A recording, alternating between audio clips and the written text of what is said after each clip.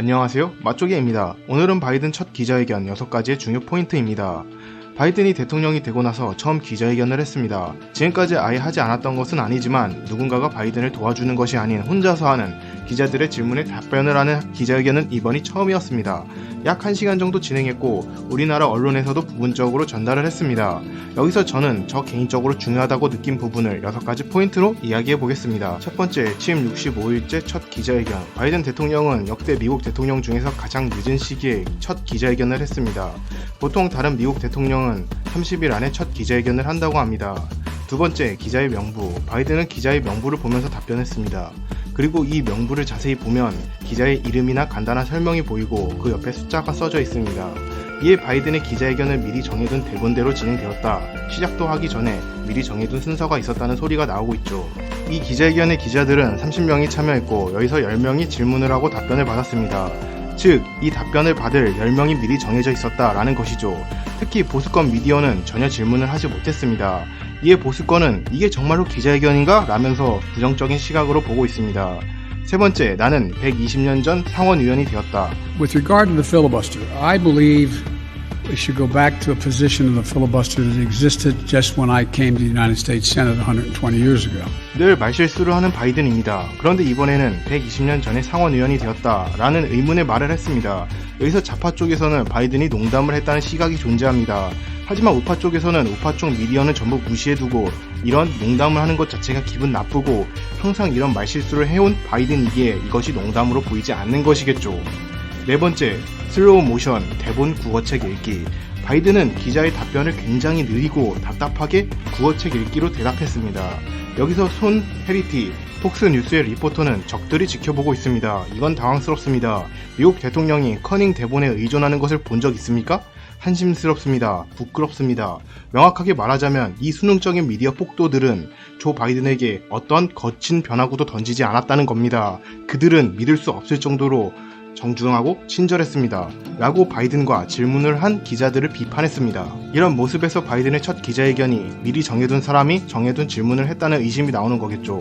다섯 번째, 2024년 재선. 기자 한 명이 바이든에게 2024년 대통령 선거에 대해서 어떻게 할 것인지에 대해 질문을 했습니다. 이에 바이든은 2024년 재선을 위해서 준비할 거라는 답변을 했습니다. 여섯 번째, 투표 선거 개정안. 지금 미국 민주당은 민주당 측대로, 공화당은 공화당 측대로 선거의 개정안을 가지고 있습니다. 작년 2020년에 대통령 선거는 여러 의미로 부정선거 의심이 많았습니다.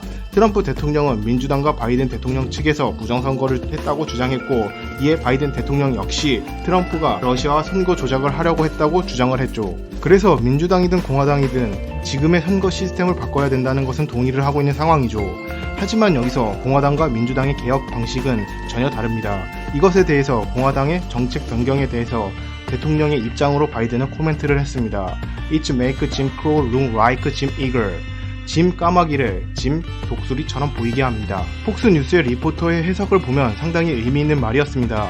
짐이라는 까마귀가 있는데 공화당은 이 짐을 독수리로 보이게 하고 있다라는 뜻이라고 합니다. 더 정확하게 여기서 독수리는 투표 ID 카드를 가지고 있는 사람을 의미하고 까마귀는 투표 ID 카드가 없는 사람을 의미한다고 합니다. 공화당은 투표자 ID 카드를 정부가 배부하고 이 ID 카드로 투표권자를 명확하게 계산하자라고 주장하고 있습니다. 저번 대통령 선거에서 투표자가 아닌 사람들, 죽은 사람들이나 애완동물, 미성년자들이 투표를 했기에 신분이 확실하지 않은 사람도 투표를 했기에 이런 이야기를 한 것이겠죠. 그래서 확실히 ID 카드를 준비해서 이 ID 카드로 본인을 확실하게 확인한 후 투표하자라는 안이었죠. 그런데 바이든은 이것을 비판하고 있는 겁니다. 좀 더 리포트의 말을 들어보면 미국에서는 저 ID 카드가 굉장히 중요하다고 합니다. ID 카드가 없으면 운전도 불가능하고 비행기도 탈 수 없습니다. 또한 호텔에서 숙박을 하지도 못하고 의사의 진찰도 받을 수 없습니다. 편의점에서 술이나 담배 같은 물건도 살 수 없다고 합니다. 은행 계좌도 못 만들죠. 우리나라의 신분증 같은 개념입니다. 그리고 현재 미국 국내에서는 이러한 ID 카드를 가지고 있지 않은 사람들이 많고 이걸 해결하는 방법은 간단하게 ID 카드를 발행하는 것이다. 즉 선거에서 ID 카드를 사용하고 이런 ID 카드를 발행하는 것은 위의 불편함도 해결할 수 있다. 일석이조가 아닌가 라는 의견을 제시했지만 바이든은 아니라고 말하고 있는 것이죠. 바이든은 더 좋은 생각이 있다고 합니다. 바로 투표할 때 아이디를 보지 않고 투표를 하는 것이죠. 아이디를 가지고 있지 못한 국민들은 열등감을 가지고 있는데 이것은 환상이다. 없어도 괜찮다는 것을 선거로 보여주자. 운전이나 은행 계좌를 못 만들어도 투표는 할 수 있다. 라는 것으로 하면 굳이 아이디 카드를 발행하지 않아도 좋다. 라고 말하는 것이죠. 공화당은 이 까마귀를 독수리처럼 보이게 하려고 한 것이다. 라고 바이든이 말하고 있습니다. 개인적으로 저는 바이든이 까마귀 짐은 힘들게 독수리가 될 필요가 없다. 그냥 까마귀로 살아라. 라는 것처럼 느껴지는군요. 거기다가 바이든은 아이디 카드를 쥐어주고 이것으로 공정한 선거를 만든다는 것은 미국답지 않다고 말하고 있습니다. 지금 바이든의 민주당 의회에서는 HR1이라는 새로운 선거법을 적용하려고 하고 있습니다. 이는 아이디 카드 없이 우편투표로 투표를 간단히 하겠다는 것입니다. 미국에서 이번 대통령 선거에서 법이 없는 상태로 처음으로 우편투표를 했지만 이제는 우편투표를 완전히 법으로 만들겠다는 것이죠. 이 안은 하원의원에서는 통과했습니다만 상원의원에서는 조금 힘들어 보입니다. 이에 공화당은 미국의 각 주 의회를 통해서 투표자 아이디 카드를 만드는 것을 추진하고 있습니다. 연방의회 의원 수는 민주당이 더 많이 점유하고 있지만 각 주의 주의회는 공화당이 더 많이 점유하고 있습니다. 그래서 민주당은 연방의원을 통해서 공화당은 각 주의 주의회를 통해서 이러한 법을 제정하려는 움직임을 보이고 있습니다. 앞으로 어떻게 될지는 좀 더 지켜봐야 될 것 같습니다. 그 외에도 바이든은 멕시코 국경 불법 이민 문제도 이야기했습니다. 바이든은 불법 이민 문제를 트럼프 때의 잘못이라고 이번 정권의 잘못이 아니라는 말을 하고 있습니다. 미국에서는 국경 문제, 불법 이민 문제는 바이든의 정책보다도 트럼프의 정책이 더 좋다는 말이 더 많이 나오고 있습니다.